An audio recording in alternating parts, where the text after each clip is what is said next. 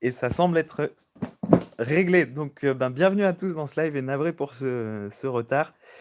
Et ben, je vais commencer ce live en vous souhaitant, à toutes et tous une belle année. J'espère qu'elle a bien commencé pour vous et je vous souhaite vraiment, que cette année soit le signe pour, tous ceux qui sont dans ces projets d'autonomie, de construction, que tout ça se réalise sans trop d'anicroche. Donc, voilà, c'est ce que je vous souhaite, de mieux pour cette année, plein d'autonomie, plein de santé, plein d'amour, plein de joie. Voilà, donc bonne année à vous et merci à vous pour vos retours. Donc, ceci étant dit, merci à tous ceux d'être présents. Donc, vous nous connaissez certainement, on est donc Luc et Magali, les autonomistes dans les Hautes-Alpes. On a construit donc un worship inspiré donc dans les Hautes-Alpes. Et donc l'idée de ce live, c'est, on va dire une 1re vidéo, un premier live parmi, plusieurs que l'on va faire, dans le cadre de, tout le process par lequel on est passé, pour arriver à l'aboutissement de notre projet. Donc ça commence par, la recherche du terrain qui est l'objet du live d'aujourd'hui et puis on fera d'autres lives sur, les démarches administratives, la logistique au niveau des achats, la planification du chantier, l'organisation du chantier, l'organisation également avec les bénévoles. Qu'est-ce qu'on va pouvoir dire aussi dans ces lives? Toutes les trucs et astuces qu'on va pouvoir vous donner, les contacts éventuellement, toutes ces choses-là. Donc, voilà, c'est le premier live, on va dire, dans la thématique de la construction d'un projet et encore une fois, donc les informations qu'on va vous donner, c'est des informations qui sont propres à notre projet, donc heu, elles sont peut-être utilisables en l'état pour vous, ou peut-être elles sont adaptables. En tous les cas, voilà, c'est encore une fois notre expérience, donc certainement que voilà, il y a peut-être des adaptations à faire en fonction de chacun. Ensuite, je voulais aussi vous faire une petite précision pour l'organisation du live. Je pense qu'on part, pour un live d'environ, 1 heure. Alors je vais essayer sur l'ordinateur en parallèle parce que là je suis sur le téléphone, je vais essayer d'avoir en parallèle, le chat, comme ça je vais pouvoir, suivre les questions qui sont posées et idéalement, si vous arrivez à poser vos questions, en majuscules, ça serait top. Comme ça me donne une meilleure visibilité et si j'arrive à les voir, pendant que je discute, j'essayerai d'y répondre. Sinon, je ferai un petit récap, en fin de live. Donc voilà, on part, je pense, pour 1 heure. Heu, on verra en fonction de ce qu'il y a à dire, mais je pense qu'1 heure devrait suffire. Voilà. Donc, on va commencer donc ce live sur la recherche du terrain avec donc encore une fois notre propre expérience et en gros cette expérience a commencé il y a un peu plus de 3 ans de ça.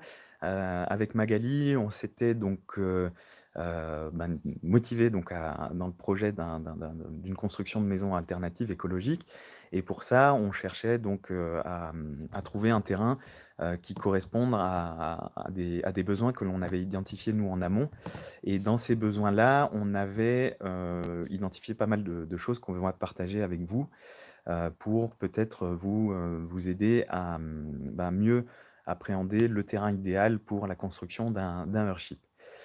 Donc nous déjà, pour la petite histoire, on avait ciblé 4 départements à l'époque, parce qu'avec Magali, on avait fait notre premier voyage en amoureux, dans la Drôme et le Vaucluse et on était tombé amoureux de ce coin-là. Tant par les paysages que, la mentalité, l'ensoleillement, le prix du foncier, enfin tout un tas de choses que je vais évoquer après de manière un peu plus détaillée. Et donc, en partant donc de cette zone, on a donc identifié 4 départements et après avec ces 4 départements, on avait donc tout un tas de critères et avec ces critères, on a, retourné Le Bon Coin, c'est vraiment le moins qu'on puisse dire. Mag avait vu passer en revue pas loin de 1000 annonces, que l'on a donc écrémé avec les critères, encore une fois, qu'on va évoquer tout à l'heure et une fois écrémé, on avait, pas loin de 60 terrains, que l'on avait donc, mis de côté et visité, sur une période de 3 semaines que l'on avait, arrêté dans le cadre de petites vacances. C'est pas vraiment des vacances, mais voilà, bon, c'était, on avait figé, 3 semaines, où on avait, sillonné avec notre petit van, et on avait, voilà, visité tous ces terrains pour voir et s'assurer que tous les critères que l'on avait identifiés au préalable étaient bien remplis. Et donc dans ces critères, on va les passer en revue. Donc il y en a quelques-uns que j'ai rajoutés qui sont venus par la suite, dont un parce que, dans la liste de si c'était à refaire dans ce projet-là, il y en a la liste s'est remplie un peu au fur et à mesure de la construction et il y en a une notamment, c'est que peut-être qu'on l'aurait pas fait finalement ici, dans le sens où, on a appris, un peu plus tard, une fois qu'on avait lancé le projet, que la zone où on se trouve était une zone qui dans 20-30 années, selon, une carte que l'on avait trouvée donc, sur un rapport du GIEC, annonçait que cette zone allait, potentiellement devenir désertique. Donc autant vous dire que ça nous a un peu fait stresser, mais voilà, derrière, on a du coup, adapté le projet, on a redimensionné, le volume des cuves, on va certainement, faire un travail au niveau de la permaculture, de sélection des semences pour, adapter, très rapidement notre jardin à des climats qui risquent d'être, arides et donc dans les zones à rechercher, je vous invite à mettre, dans les critères, une zone, qui soit dans les 20-30 années à venir, une zone qui qui qui sera encore viable, d'ici là. Parce que le réchauffement climatique voilà, c'est une réalité. Il faudrait que je retrouve d'ailleurs cette carte, j'essaierai de vous la mettre en lien, si ça peut vous être utile. Mais voilà, moi si je peux vous donner une information utile dans ce sens-là, c'est de cibler peut-être des zones, où aujourd'hui, bah, voilà, où il faut cibler, voilà, où il y a de l'eau, où il y aura toujours de l'eau, ou en espérant qu'il y en aura toujours, et pas forcément chercher à tout prix à aller, dans le sud, quoi, pour chercher à tout prix du soleil comme on l'avait fait nous. Donc voilà, ça c'est vraiment une première information que je voulais vous faire passer, qu'on n'avait pas nous à l'époque et qui je pense est, importante à avoir parce que c'est quand même des projets à long terme et du coup, ouais, dans quelques dizaines d'années, on ne sait pas trop ce qui nous attend au niveau, changement climatique donc soyez vigilants, de ce point de vue-là, quoi. Alors j'essaie juste de, retrouver le live. Voilà, yes, c'est tout bon. OK, super. Donc du coup, voilà pour la première info que je voulais vous donner. Ensuite, deuxième information importante, qui nous a bien été utile, nous, c'est de trouver, une zone où, vous avez déjà, dans les lieux en place, des comment dire? Des mouvances, des dynamiques alternatives en place. Parce que je pense que, ça peut vraiment, vraiment vous être utile, d'aller dans un endroit où il y a déjà une locomotive en marche, où il y a déjà des dynamiques, de personnes qui sont déjà dans des logiques d'autonomie, de logiques bah, voilà, de personnes qui sont déjà, en mouvement dans l'état d'esprit dans lequel, on est. Parce que je pense qu'on partage un peu tous, un état d'esprit un peu similaire et je pense que c'est plus facile d'aller dans une région où il y a déjà un état d'esprit, dans notre logique que plutôt d'aller, essayer de convaincre des gens, qui vont nous accueillir avec, pas forcément les bras ouverts. Donc ça pareil, ça me paraît assez important et nous la Drôme, et les Hautes-Alpes, là où on a trouvé, c'était clairement le cas. On sentait que voilà, c'était des zones, où il y avait déjà une bonne mentalité, où on savait qu'on allait être accueillis, de manière beaucoup plus fluide, quoi. Voilà, ça c'était une deuxième chose. Ensuite, on avait nous, dans notre logique, de pas trop s'éloigner de la famille, donc on voulait rester en France. On voulait pas trop s'éloigner de Lyon pour Mag, moi de l'Alsace, donc on avait ces critères-là qui faisaient que géographiquement, on n'est pas allé, non plus s'expatrier à l'autre bout du monde. Donc voilà, c'était un des critères et autre critère aussi, mais ça c'est plus, non, c'est pas primordial pour le Earthship, mais voilà, nous on voulait être proche des zones de loisirs que sont la montagne, la mer, les lacs, donc voilà, ça fait partie aussi des petits critères qu'on avait identifiés pour pouvoir un peu cibler, les différentes zones. Ensuite, toujours dans un projet d'autonomie, si c'est le cas pour vous, je vous invite à quand même cibler, des zones, où les terrains permettent un projet d'autonomie. Ça, je l'expliquerai peut-être de manière un peu plus, détaillée, par la suite, mais cibler, si votre logique est de faire de la permaculture, d'être, autonome sur le plan, alimentaire et cetera, essayez de cibler des terrains qui vont au-delà de 2 000 m², si bien sûr votre budget et l'emplacement le permet. Mais je pense sincèrement que, de cibler des terrains entre 2 500 et 5 000 m², c'est le minimum, heu, qui soit pour, vraiment imaginer d'être, autonome, à tous les niveaux, quoi. Même ne serait-ce que pour implanter après une forêt nourricière, des zones un peu sauvages, des choses comme ça. Et dans cette logique, ça m'invite aussi à vous dire de directement, quand vous allez visiter vos terrains, d'imaginer, je pense que certains d'entre vous s'intéressent à la permaculture, et dans la permaculture, il y a des principes de zonage. Donc on a la zone 1, habitation, la, zone 2, je sais plus trop exactement, mais en gros, c'est différentes zones qui s'éloignent petit à petit de la zone d'habitat, et il faut essayer de voir si, le terrain vous permettra, d'imaginer, de pouvoir créer vos zonages de permaculture, comme il serait intéressant de le faire. Donc voilà, ça me paraît important aussi d'avoir ça en tête au moment où vous allez visiter, vos terrains. Pour ce qui est du budget, alors nous, on est parti sur un terrain donc de 6 000 m² qui nous a coûté, frais de notaire inclus, on est à 75 000 €. Il y a des zones en France où on peut trouver beaucoup moins cher.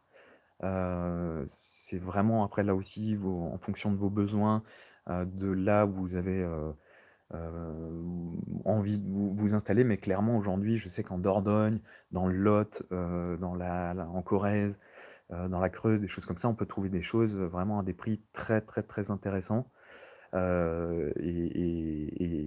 voilà, de trouver vraiment des choses qui permettent d'accéder à la terre pour pas trop cher, avec en plus de ça, je pense, une logique, sur le réchauffement climatique qui sera bien bien plus intéressante que par chez nous, quoi. Et si le budget, n'y est pas, on peut toujours imaginer d'acheter à plusieurs. Ça, c'est pas une chose qu'on avait imaginé nous, mais ça reste envisageable, hein. On peut créer des SCI, envisager d'acheter un terrain à plusieurs avec des projets communs, où chacun un peu a ses zones, et ça permettra aussi une mise en commun derrière, ben, certainement après de l'outillage, de certains lieux qui permettront de créer des communs. Et donc ça me paraît aussi peut-être intéressant à garder en tête pour ceux qui n'auraient pas forcément le budget d'acheter seul, de l'imaginer à plusieurs. Ça peut peut-être débloquer aussi des choses, donc à garder, je pense, en tête. Et ça m'amène aussi à vous donner une information importante, c'est qu'au niveau des projets d'autoconstruction, heu, alors, nous, dans notre cas, on a fait passer le terrain, par un prêt bancaire, heu, parce que en plus de ça, à l'époque, donc je pense que c'est toujours le cas, les taux d'intérêt étaient très intéressants, et ça nous permettait de capitaliser le reste du budget que l'on avait mis de côté, pour dédier, plus pour la maison et pour la construction de la maison, parce que sur cette partie-là, c'est un peu plus difficile de se faire financer.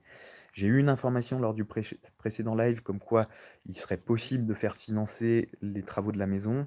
Il faut que je me renseigne, j'essaierai de de mûrir l'information qui m'a été donnée pour vous la retransmettre de manière plus précise, mais il semblerait qu'il y ait des parades pour pouvoir, financer, les travaux, par les banques. Donc ça reste à préciser, mais dans la plupart des cas, n'y comptez pas. Donc, prévoyez quand même, je pense, d'acheter le terrain en prêt et de garder vos sous, pour la maison, en elle-même. Ensuite, donc j'évoquais aussi les critères, donc que sont les surfaces de terrain. Donc là, pareil, ouais, vraiment, je pense que pour y revenir sur ce sujet-là, la surface minimum, vraiment, partez sur, 2 500, ça me paraît être le minimum, même d'un point de vue organisation du chantier. Vous allez voir que quand le chantier va se mettre en place, il va falloir stocker les cuves, il va falloir stocker, certains matériaux, il y a des engins qui vont devoir accéder, des zones pour accueillir les bénévoles, vous aussi, si vous prévoyez de dormir sur enfin bref, tout un tas d'éléments logistiques qui font que avoir un peu de terrain autour de la construction, même si vous n'êtes pas dans une logique d'autonomie, ça me paraît important de l'avoir, parce qu'on ouais, on est vite, vite, vite limité par la place, on s'en est rendu compte. C'est on est vite à l'étroit, quoi. Donc voilà, je pense que sincèrement, 2 500 €, 2 500 m², c'est le minimum, quoi. Sinon, au niveau de la constructabilité des terrains constructibilité, donc là, pareil, je vous invite à quand même cibler que des terrains constructibles avec, éventuellement une partie, c'est un peu plus compliqué à trouver, mais essayez de trouver des terrains avec une partie constructible et une partie en surface agricole. Comme ça, vous allez minimiser, le prix du foncier. Ou si vous avez possibilité d'acheter par exemple un terrain constructible, une une parcelle constructible et puis après vous imaginez pouvoir acquérir peut-être des terres autour qui elles sont en agricole, ça vous permettra d'avoir, un lot complet qui sera beaucoup plus accessible que si vous tapez sur, 6 000 m² de totalement constructible. Sauf si à terme vous avez pour projet de construire d'autres maisons, des résidences, pour accueillir du monde plus tard, des choses comme ça c'est possible aussi mais voilà, je pense que c'est intéressant d'avoir le lot et constructible et surface agricole d'un côté, quoi. Après, il y a une chose essentielle et je pense que j'aurais dû commencer par ça, c'est l'exposition. On a, dans tous les terrains qu'on a visités, on était, systématiquement focalisé sur l'exposition, l'ensoleillement.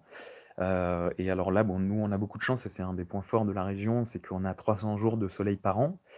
Donc ça, c'est vraiment, je pense, à prendre en compte dans vos recherches aussi quand même, c'est d'essayer de trouver des zones où le soleil est présent parce que ça sera, ben, votre source de chauffage principale. Donc si le soleil n'est pas au rendez-vous, ça va être un peu plus compliqué de chauffer, la maison. Pas impossible, hein, on le voit dans le Leadership de l'Oise, d'Urgence Planète Verte, s'en sort très, très bien avec un taux d'ensoleillement qui ne doit pas être, celui qu'on connaît. Donc c'est pas non plus heu, infaisable, mais voilà, moi je pense que c'est bien d'avoir quand même un ensoleillement, assez intéressant. Pour ça, je crois qu'il y a des sites qui vous, donnent des informations, il faudrait que je retrouve les infos, pareil, j'essaierai de vous mettre ça dans les commentaires. C'est des sites qui vous donnent le taux d'ensoleillement, par an, des différentes régions. Et alors faites attention aussi, ça c'était des choses qu'on avait constatées en visitant les terrains. On avait, eu l'occasion de visiter quelques terrains qui étaient un peu encaissés, avec devant un peu de relief, des petites montagnes, des choses comme ça. Et il y a un outil qui est super bien foutu sur Google Earth. Vous avez possibilité de simuler la course du soleil en fonction de la saison. Donc vous pouvez faire vraiment le circuit du soleil, au solstice d'hiver, solstice d'été, et cetera. Et vous allez pouvoir, de manière virtuelle, voir s'il n'y a pas des éléments gênants à la course, du soleil. Donc ça, faites très attention parce que nous, on a failli se faire piéger sur un terrain dans la Drôme où, on s'est rendu compte qu'en hiver, la course du soleil était tellement basse, on aurait, été privé de ce soleil, dans une zone qui nous paraissait, idéale. Donc là, faites super attention à ça. Et ça m'amène à vous dire un truc aussi que j'avais pas noté dans mes petites notes, mais qui est important aussi, c'est que on s'est rendu compte que les vitres, du Earthship, quand il y avait beaucoup de soleil, créaient énormément de réverbération et faites attention du coup à ne pas avoir des voisins trop directs. Non seulement parce que je pense que ça sera sympa de ne pas avoir de vis-à-vis, parce que ça reste une maison ouverte, sauf si vous avez des tendances exhibitionnistes, mais mais bon, je pense pas que ce soit le cas. Donc faites attention parce que déjà c'est un 1er critère, essayez de limiter le vis-à-vis avec le voisinage et je voulais en revenir à l'idée originale, c'est que la réverbération des vitres pourrait être gênante, je pense, pour le voisinage. Parce qu'on a vraiment, ça fait vraiment comme un effet miroir. Et j'aimerais pas avoir une maison en face, enfin le voisin, je pense qu'il serait pas content d'avoir un miroir, qui lui met plein phare du soleil. Donc voilà, c'est important à savoir. Pareil pour les arbres, faites attention, enfin bref, toutes ces choses-là et aussi une chose importante, c'est, les terrains qui vont vous entourer. Si vous faites pas l'acquisition de tous les terrains qui y aura autour de vous, faites attention à ce que les parcelles qui soient autour de vous ne deviennent pas constructibles. Si elles ne le sont pas aujourd'hui, faites attention qu'elles ne deviennent pas ou assurez-vous en tous les cas qu'elles resteront, agricoles ou quoi. Parce que, pareil, si un jour, l'idée, s'entend d'un mec de venir construire un bâtiment de 4 étages devant chez vous, ça va compliquer, la production de chaleur dans votre maison. Donc faites super attention à ce détail. Alors, je vois qu'il y a des questions en majuscules qui ont été posées, je vais essayer de revenir dessus. Je confirme, le Crédit Agricole nous prête pour la construction, trop bien. Waouh! Eh ben, Damien, c'est ouais, tu m'en diras plus quand on se reverra. Ça m'intéresse, mais je pense que, ouais, effectivement, c'est à noter pour les autres. Le Crédit Agricole semble suivre les autoconstructeurs. Super. On nous a parlé de la banque Nef qui finance des projets autonomes et autres. Tu en as déjà entendu parler? Alors la Nef, nous, on l'avait consulté et malheureusement, ils nous suivaient pas. Même le crédit coopératif, ne n'était pas prêt à nous suivre dans un cadre d'autoconstruction. La part de risque est trop importante pour eux, à l'époque en tous les cas. Peut-être que ça mérite de leur poser la question aujourd'hui parce que peut-être que leur politique a changé. Mais à l'époque, en tous les cas, ils étaient pas prêts à nous suivre, donc voilà, c'est à recreuser. Caisse d'épargne en Corrèze nous a tout financé, maison plus terrain, il y a un an. OK, super. Bah, ça, c'est bon à savoir, super. C'était dans le cadre d'une autoconstruction du coup, Gilles, si tu arrives juste à me le préciser? Pour l'autoconstruction, tu peux trouver des artisans qui te feront des nationales et demander ça ne sera pas gratuit, mais ça peut débloquer. Tout à fait, ouais. François, c'est clair, ça peut être une idée. Ça peut être une idée, carrément. Carrément. Donc voilà pour en revenir, voilà, donc à l'exposition, voilà les trucs super importants à retenir. Ensuite, dans le cadre de nos recherches, on a aussi prêté attention à avoir accès à l'eau, alors que ça soit, l'eau du ciel en surveillant la pluviométrie du secteur où on s'installait. Alors, comme je vous le disais en introduction, ici, on a une pluviométrie qui est pas dégueulasse, mais qui à terme risque de se dégrader. Et surtout, c'est une pluviométrie on n'avait pas vu le détail de cette pluviométrie, mais en gros, on reçoit énormément d'eau l'hiver et ça fait 3 ans qu'on est là et on a connu, des moments où, on n'avait pas d'eau pendant presque, 3 mois, je crois, voire que pas loin de 4. Donc ça pareil, c'est quand même à intégrer, la pluviométrie, de surveiller, voir comment elle s'étale dans le temps, si vous avez un projet d'autonomie au jardin. Je pense que c'est à prendre en compte, et si la pluviométrie, est pas bonne ou si en tous les cas ouais, elle paraît un peu, critique dans le cadre d'un projet d'autonomie, je vous invite à soit à surveiller peut-être des terrains avec des sources privées. Alors là aussi, faites attention parce que nous, on a été, hem, pas déçus, mais en tous les cas peut-être un petit peu, on a été mal informés. On a acheté le terrain en nous disant qu'on avait une source et cette source, en fait, est une source qui, nous appartient. Enfin, en tous les cas, elle n'est pas sur notre terrain. On a un réservoir qui stocke cette eau, mais la source en elle-même n'est pas sur notre terrain. Donc du coup, on a de l'eau de source qui nous arrive. Le débit, s'affaiblit, enfin, se réduit, en été. Elle continue à couler, mais pareil, ça avec les années à venir, on n'y compte pas trop dessus. Donc c'est pour ça qu'on a surdimensionné nos cuves et qu'à terme, on risque de créer peut-être des mares, ou du stockage d'eau annexe, que l'on va faire en hiver dans des cuves qui permettront là d'arroser le jardin, en été. Je vois qu'en attendant, Gilles m'a répondu en autoconstruction, oui. OK, super. Donc, ah bah, noté, donc, caisse d'épargne et crédit agricole, ça c'est une bonne nouvelle, c'est bon à savoir. Super. Pour en revenir à l'eau aussi, donc ouais, l'eau, on avait donc cette source. Je pense que c'est intéressant de cibler des terrains avec des sources, heu, ou en tous les cas de savoir s'il y a moyen de créer des forages pas trop profonds, des puits, des choses comme ça, des mares, des zones, peut-être, humides à proximité dans lesquelles on pourrait, se permettre de prendre un peu d'eau sans bien sûr altérer le milieu naturel. Mais voilà, ça c'est je pense un des critères aussi très importants à avoir lorsque vous rechercherez un terrain. Pour ce qui est de l'accès à l'électricité, donc nous, on n'en a pas fait un critère de sélection, enfin qui était bloquant. À l'époque, on se l'était mis quand même dans les critères parce qu'on voulait, être facilement raccordé à EDF en vue de revendre l'électricité. Finalement, le terrain qu'on a choisi, c'était pas le cas. Le terrain n'est pas raccordé donc à Enedis. Et donc du coup, on a fait le choix, donc là, pour dans un premier temps, d'être complètement autonome sur le plan électrique. Et on est en train de se renseigner avec Magali sur, le raccordement de la maison quand même au réseau pour pouvoir revendre le surplus d'électricité, parce qu'on trouve finalement dommage de produire toute cette électricité pour finalement, en utiliser que, 10, 20, 30. Mais là, ça fera l'objet certainement d'une autre vidéo, soit un live, soit une vidéo, indépendante. Mais, ce qui se passe, c'est que lorsqu'on crée une installation solaire en autoconstruction, hem, on est, on ne peut pas revendre l'électricité au prix, intéressant, qu'on pourrait la revendre au prix, par exemple, à Enedis. Là, ça serait, des autres prestataires, et ces prestataires, vous obligent à prendre un abonnement chez eux, et le prix d'électricité est tellement faible que ça couvre à peine le coût de l'abonnement. Donc, c'est un peu frustrant, mais bon, si vraiment on le fera, je pense, parce que ça nous embête de produire une électricité, un tant soit peu renouvelable, qui n'est pas utilisée.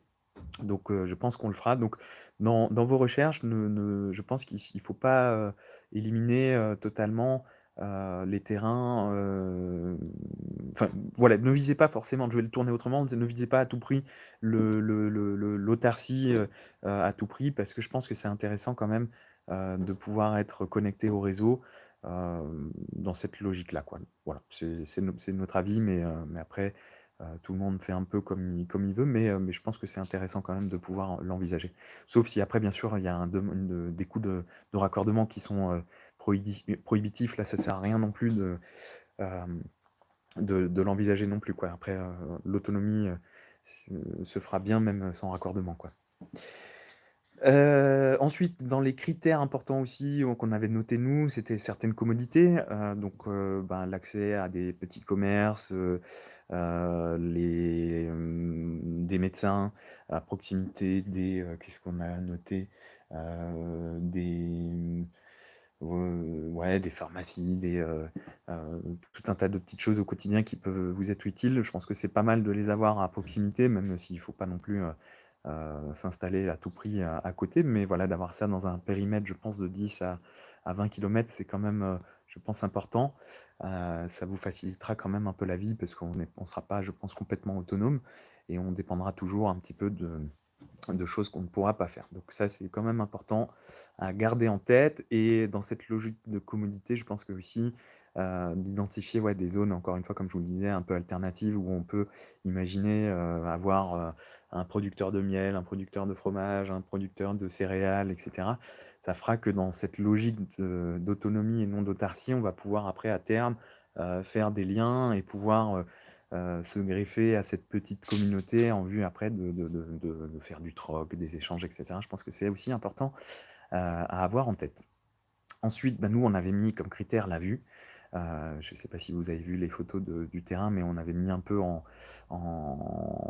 en point d'honneur d'avoir quand même une vue, bien dégagée. On voulait vraiment avoir cet esprit, enfin, cette envie d'ouverture. Donc voilà, nous, c'était un des critères importants, et on avait même été jusqu'à noter le ciel étoilé.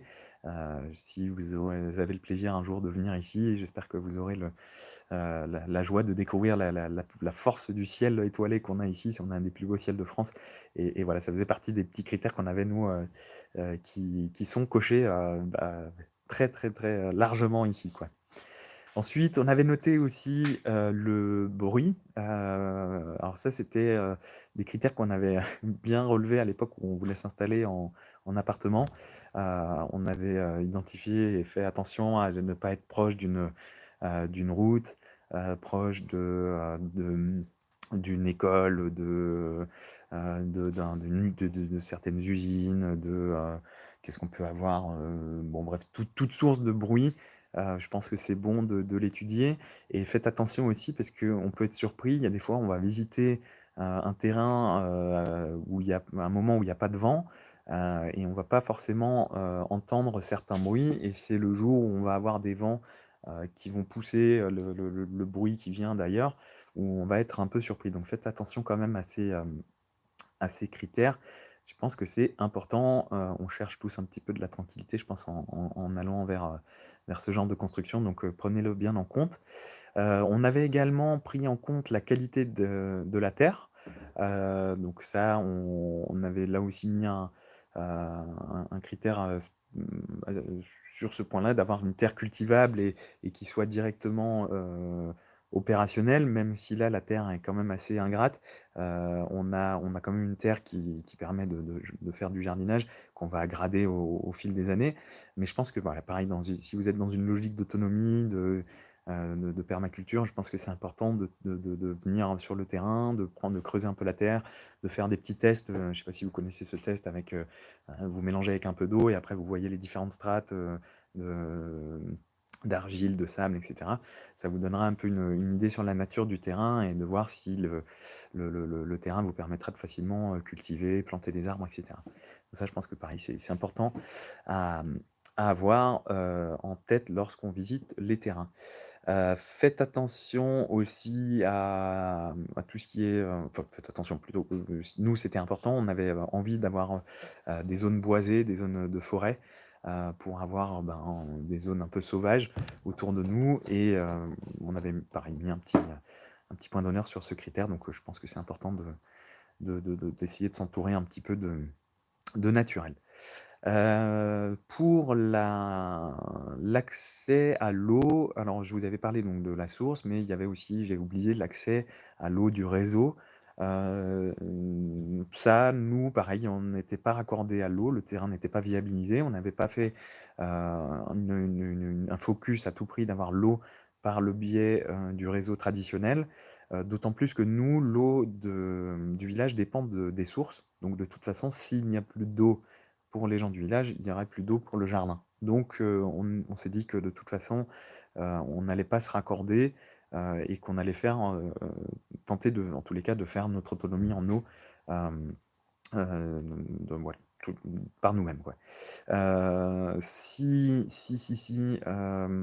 vous avez possibilité de vous raccorder, je pense que c'est pour pas cher, faites-le. Ça sera toujours un petit backup, un petit secours en plus, à avoir. Mais ça n'empêchera pas d'installer des cuves et de viser l'autonomie en eau derrière, pour au moins l'eau de la maison, l'eau sanitaire, l'eau potable et cetera. Je pense qu'il faut quand même le garder. Alors nous, on a aussi mis, pareil dans cette logique de raccordement et de viabilisation, on n'avait pas de raccordement, télécom, on n'avait pas l'arrivée des télécoms, ne se faisait pas sur le terrain. Donc quand on visitait les terrains, on s'assurait que les terrains étaient bien distribués en réseau 4G. Dans notre cas, on avait mis un point d'honneur là-dessus parce qu'on travaille, tous les 2 à domicile et on devait, avoir cette connexion possible, au réseau télécom parce que du coup, je ne sais pas si vous aviez vu cette vidéo que j'ai faite, dans la maison où je vous montrais un petit boîtier dans lequel en fait on insère une carte SIM, avec un forfait internet, illimité et ça diffuse du wifi dans la maison, heu, à la vitesse, quasiment de la fibre. Là, on a fait des tests récemment, on est vraiment à pas loin de 100 mégabits seconde, c'est hallucinant, on est quasiment à la vitesse de la fibre donc ça marche super bien. Donc voilà, si maintenant vous visez, de travailler à domicile, de faire du télétravail ou de continuer à rester connecté, au réseau, de pouvoir regarder, la vidéo des autonomistes, tranquillement, pensez à être, à surveiller quand vous visitez les terrains, de surveiller que vous avez bien une couverture, 4G. Nous, on avait aussi mis dans les critères le vent, alors on avait mis le vent, que c'était un critère rédhibitoire et en fait, quand on a visité le terrain, je pense que le jour-là, il y avait pas de vent, et du coup, on s'est fait surprendre parce que finalement, on est dans une région hyper ventée. C'est ouais, c'est presque, pas le point négatif du coin, mais un peu quand même. On a beaucoup, beaucoup, beaucoup de vent. Heu, alors je sais pas si vous avez déjà expérimenté le vent, là où vous êtes, mais ça fatigue. Pendant le chantier, c'était, pas très pratique, c'était même, on a eu des gros pépins à cause du vent. Donc ouais, faites attention à ce critère-là si vous y êtes sensible, et ne vous dites pas que le vent est un critère important, pour mettre des éoliennes. parce que je ferai certainement une vidéo là-dessus, mais les éoliennes, ont un rapport de production extrêmement faible. Le rendement est tellement faible que l'amortissement de l'éolienne ne se fait quasiment jamais. Donc ne vous dites pas: «Ouais, c'est intéressant d'avoir du vent pour l'autonomie en électricité». Ça ne ouais, c'est clairement une fausse idée de créer du courant par le biais des éoliennes. En domestique, en tous les cas, ça marche vraiment, vraiment, vraiment pas. Donc voilà, si vous êtes, sensible au vent, faites attention aussi à bien le prendre en compte. Et ça m'amène à une idée que je voulais vous faire passer aussi dans ce live, c'est d'aller, si vous avez identifié un terrain, Heu, essayez, si vous avez la possibilité, si le temps vous le permet, d'aller le visiter à des moments, différents de l'année. Heu, ou en tous les cas, à des si c'est pressé, si le vendeur est pressé, au moins étalé sur 1 mois, mais essayez d'aller le visiter à plusieurs moments, parce que vous allez découvrir certainement des choses, que vous n'allez pas découvrir la première fois que vous allez le visiter, typiquement nous, le vent, certaines choses comme, ben, l'eau, les choses comme ça. Donc je pense que si le temps vous le permet d'aller voir le terrain plusieurs fois, je pense que c'est, primordial. Autre chose aussi que je voulais évoquer avec vous, c'est que nous, on avait fait un focus un peu je sais pas pourquoi on avait fait ce focus, on voulait du terrain en pente pour venir encastrer le Leadership dans la pente. Et en fait, je vous déconseille très fortement, de le faire pour plusieurs raisons. C'est que ça va, impliquer énormément de galères, pour le chantier, des drains en plus à faire, de la logistique, organisationnelle du chantier parce que vous allez pas pouvoir circuler comme vous le voulez autour de la maison. Heu après ouais, des risques de poussée de terrain en fonction de la nature des sols où vous êtes. Qu'est-ce qu'il y a aussi? Il y a, dans les limites de tout ça, ouais, donc enfin, je pense qu'on s'était mis dans l'idée à tout prix de vouloir être encastré, et je pense que ça, en tous les cas, nous, ça nous a amené beaucoup, beaucoup de galères, des surcoûts en matériaux, ouais, des choses dont on se serait bien évité.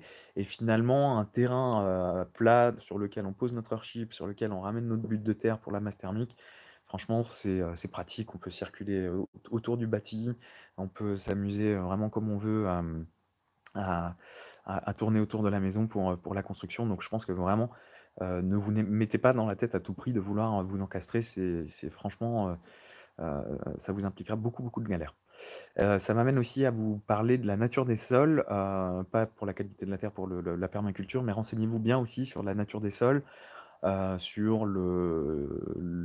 ouais, les types de sols sur lesquels vous allez construire. Si vous avez des argiles gonflants, des choses comme ça, faites très attention, parce que ça pourrait, ben, induire des comment dire? Des faiblesses structurelles au bâti. Il faudrait peut-être faire des fouilles, plus importantes, des choses comme ça. Donc faites attention. Si vous avez possibilité, si le vendeur a déjà au préalable fait des études de sol, ça peut être, intéressant à avoir, pour s'assurer que la maison que vous allez construire ne va pas être construite sur un terrain qui risque de trop bouger. Même si le hardship est donné pour être construit sur des zones un peu, sismiques, ou qui bougent.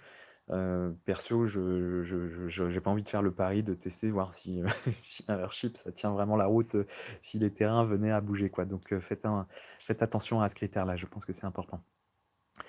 J'ai aussi noté, une chose importante, si vous arrivez à le faire, ça me paraît primordial. Lorsque vous allez commencer à vous concentrer sur un terrain, essayez d'aller, rencontrer les élus locaux, les voisins, ouais, de tout l'environnement autour de votre projet, d'aller un peu, bah, rencontrer tous ces gens qui vont à terme être, des gens que vous allez côtoyer au quotidien. Ça vous va vite vous dire si, bah, si vous allez être bien reçu, et je vous invite à jouer la totale transparence sur le projet. Hésitez pas tout de suite à dire: «Bah, voilà, on se lance dans la maison, en pneus», et vous verrez tout de suite, comment les gens réagissent, et ça vous permettra de voir, un petit peu de sonder, comment vous allez être reçu dans ces différentes zones, quoi. Je pense que c'est important de jouer de la transparence, là-dessus. Voilà pour les choses importantes que j'avais à vous dire. Je rebalaye ma liste, mais je crois que c'est à peu près tout sur les critères, que l'on avait nous sélectionnés. Après j'imagine que voilà cette liste est clairement évolutive et après propre à chacun, mais je pense que voilà, parmi tout ce que j'ai évoqué, je pense qu'il y a quand même pas mal de choses qui sont communes à pas mal de personnes. Donc voilà, j'espère que ça vous sera bien utile et que ça vous aidera peut-être à mieux, cibler les terrains et là, je vous invite aussi à aller vite dans vos recherches, parce que j'ai cru comprendre au travers de quelques bénévoles qui passaient sur le chantier que, le foncier était en train d'exploser parce que je pense qu'il y a quand même un effet de retour à la campagne qui est en train de se faire et les prix, vont crescendo avec, cet engouement pour la campagne, donc faites attention, je pense que là, ça n on va ne f les prix vont ne faire qu'augmenter. Les terrains sont apparemment de plus en plus rares, donc si, vous avez des choses là sur le feu, je pense que si tout est coché, si toutes les cases sont cochées, arrêtez d'hésiter parce que je pense que, ouais, il y en aura d'autres qui vont y aller pour vous, quoi. Donc voilà, faites attention à ça aussi. Je pense que ça va être de plus compliqué, d'autant plus que, ça c'est quelque chose que j'avais évoqué avec Damien qui est en ligne avec nous. C'est que là aussi, on voit que les PLU, sont de plus en plus restrictifs. Ils essayent de concentrer les zones d'habitation, mais, l'accès à la propriété est de plus en plus compliqué. Et ça va pas s'améliorer, je pense avec le temps donc là aussi, ça c'est un point qui fait que je pense qu'il faut pas tarder à se lancer dans l'achat d'un terrain. Ceci étant dit, je vais laisser traîner mes yeux sur le chat pour voir, qu'est-ce qui a été évoqué, pendant ce live et je vais essayer de répondre à toutes ces questions. Attention aux terrains agricoles, limitrophes, pesticides. Ouais, tout à fait, ouais, c'est vrai Damien, j'y ai pas pensé, ouais, tu as raison. C'est un point important ça effectivement cibler, les terrains qui environnent autour si, derrière ils sont pas traités ou quoi. Parce qu'effectivement, ça serait con de se faire arroser, en pesticides, alors qu'on essaye d'être bien sur toute la ligne. Ouais, tu as raison, remarque, très intéressante. Gilles, je vois que tu m'as répondu sur l'autoconstruction de la maison financée donc, par la caisse d'épargne si je ne m'abuse, donc ça cool, ben, bon à savoir. Notez-le les amis, caisse d'épargne donc et crédit agricole. Si enfant, voire scolarité et loisirs, tu as raison, important de le préciser aussi, important effectivement tout ce qui est école, les loisirs et cetera. Tu as raison, tu as raison. Je suis d'accord, il faut visiter un terrain plusieurs fois dans la journée à des heures différentes. Ouais, clairement, je pense que c'est important, ouais et surtout pas le même jour. Ouais, surtout pas le même jour, ouais. En étant autonome en eau, avez-vous eu des problèmes de contrôle sanitaire? Non, non, non, non, alors là, on est en train d'essayer de voir pour faire tester notre eau, pour la faire valider sur sur certains critères qui nous sont sur lesquels on est sensible. Le problème, c'est que là, la plupart des organismes qu'on a trouvés, facturent environ 250 € le test et c'est pour une seule détection. Donc par exemple, ça va chercher que le pesticide, que les métaux lourds, que, certaines bactéries et cetera. Donc du coup, si tu veux le package complet, tu t'en sors pour, 1 000 ou 1 500 balles, quoi. Donc, si vous avez des plans, ça m'intéresse d'ailleurs, si vous avez des plans pour trouver des organismes qui font une étude un peu globale pour pas trop cher, ça peut nous intéresser. Même si on n'est pas trop inquiet au niveau de la flotte, là on est, avec tout le système de filtration. Il y a une vidéo d'ailleurs, ça m'invite à vous dire que la prochaine vidéo des autonomistes, va être sur notre autonomie en eau. Donc on va balayer un peu, on va passer en revue, tout le système de filtration. Donc voilà, si vous voulez, vous abonner et suivre cette vidéo qui va arriver dans 2 semaines, heu, on traitera le sujet. Nin nin nin nin nin, je suis une heure de chez vous et ça souffle fort. Ouais, ouais, je te confirme. C'est la folie, il est fou ce vent ici, il est vraiment fou. On était aussi parti dans l'idée d'un terrain en pente. Le coût serait plus élevé de ramener la terre plutôt que d'encastrer la maison. Alors, je pense que, Le fait de s'encastrer va te coûter plus cher parce que tu auras le terrassement qui va te coûter 2 fois plus cher qu'un terrassement classique, bah, voire 3 fois plus cher et la terre à ramener, tu trouveras toujours un terrassier qui, a de la terre à éliminer, à évacuer et cette terre-là, il va te facturer uniquement, le déplacement et encore. Donc je pense clairement que, tu auras un surcoût, c'est certain d'encastrer ta maison. Sur le plan donc du terrassement, nous pour te donner un ordre d'idée, on était sur un terrassement, à 10 000 € si tu intègres, les derniers, trucs de terrassement qu'on a fait faire, on est à 12 000. Hem, donc tu vois, ça fait quand même un sacré budget terrassement. Et après tu rajoutes à ça le fait que, on a fait un double mur de pneus avec, donc 2 fois plus de pneus, 2 fois plus de galères au niveau des pneus, du gravier drainant dans les pneus, enfin bref, tout un tas de choses qui font que franchement, ouais, ça engendre énormément de galères et de coûts supplémentaires. Si tu peux éviter, je pense que c'est mieux. Peut-être, mais les terrains en pente sont moins chers que les terrains plats. Ouais, c'est pas faux, c'est pas faux. Je pense qu'effectivement, ouais, il y a peut-être, c'est peut-être à prendre en compte et ça permettrait effectivement de contrecarrer le surcoût que ça engendre, tout à fait.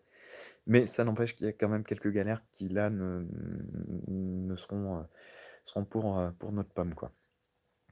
Le Earthship étant inventé dans le désert, il semble étant prévu pour les zones ensoleillées. Est-il adaptable pour les zones humides type montagne? Alors, John, il y a un projet de Earthship qui est fait dans le Finistère, et je pense que sincèrement, pour moi, clairement, le Earthship, à mon avis, il est adaptable vraiment à toutes les localisations, en tous les cas en France, y compris les zones humides.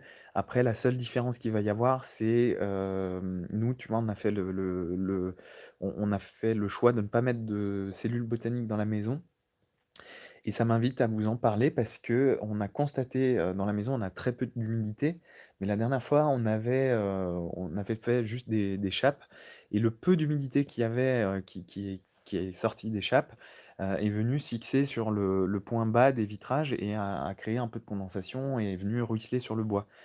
Donc tu vois, ça représente quasiment rien quoi. En volume d'eau, il devait y avoir l'équivalent de 6 seaux d'eau, même pas, dans la chape qui se sont évaporés au fil de la nuit et c'est venu quand même, se fixer sur les vitres alors qu'ici on a un taux d'humidité extrêmement faible. Donc ça m'amène à te dire que si tu envisages de mettre comment ils appellent ça? Une cellule botanique, il y a de fortes chances par contre que tu aies de la condensation, sur tes vitrages intérieurs dans la serre, et celle-ci à mon avis, ouais, c'est la seule c'est le seul truc qu'il faudra peut-être envisager, c'est de faire une, abstraction de la cellule botanique. Si tu veux éviter vraiment d'avoir un taux d'humidité trop important. Mais ça, encore une fois, ce n'est que mon avis. Il faudrait peut-être avoir le recul de celui dans le Finistère, pour être sûr que ce que je dis est vrai. Là, ils en sont, au hors d'eau, hors d'air. Ils n'ont pas encore fini la maison, mais je pense que d'ici 6 mois, ils auront, un petit recul sur l'excédent d'humidité que pourrait apporter la cellule botanique. Voilà, donc à suivre là-dessus. Dans le Vaucluse, la caisse d'épargne ne suit pas les autoconstructeurs. Mince, ouais, donc tu vois, je pense que ça dépend effectivement de la zone. Il faut, ben, vous renseigner, ouais, effectivement auprès de vos agences locales. Heureusement que je ne bois jamais d'eau quand je viens chez vous, Si, si, je 3 mois, elle est bonne, je te promets. Notre ami a fait une vidéo sur le sujet j'ai pas la fin de ta phrase, Gérard, si tu arrives à la finir, ça serait super. Marie, l'avantage d'avoir aussi un terrain en pente, c'est d'avoir logiquement en plus une belle vue. Après, comme dit Luc, il faut regarder sur le surcoût. Ouais, c'est clair que la vue aussi, effectivement, tu dégagé souvent, ça c'est vrai que c'est un critère à prendre en compte, ouais, tout à fait. Voilà et beh, je crois que j'ai fait le tour de toutes les questions, je crois que je n'ai rien oublié. Si vous en avez d'autres, n'hésitez pas. En tous les cas, j'espère avoir, peut-être éclairé un peu, vos lanternes sur la recherche de vos terrains et je suis content de voir que là, ce soir, bon, j'ai pas les données, là, on est 20, donc j'espère que parmi ces 20 personnes, il y a 20 projets ben, en cours ou sur le point de l'être, donc bah, je suis content de voir à chaque fois, ouais, que ça pousse. Là, il y a une belle exponentielle dans le monde des Earthships, donc je suis content de pouvoir participer à ce partage d'informations et j'espère que ça vous est utile. C'est vraiment, ça nous est cher de partager des infos et n'hésitez pas, ouais, à vous abonner à la chaîne. On diffusera, dans cette idée-là, ouais, donc des informations dans le cadre de live, de petites vidéos que vous avez peut-être déjà dû voir sur la chaîne. Il y a aussi Urgence Planète Verte qui fait, pas mal de vidéos instructives sur les Earthships. Il y a Earthship Inspiré aussi qui a fait pas mal de vidéos. Il est moins actif aujourd'hui, mais il y a pas mal de vidéos intéressantes à voir qui peuvent vous aider dans la suite de votre projet. Et voilà, donc ça fait 52 minutes qu'on est ensemble. Je crois qu'on va se quitter là-dessus. Je regarde encore une fois si il n'y a pas d'autres questions. Nanana, nanana, nanana. Géopartage aide lorsqu'on est à distance. Ouais, tout à fait.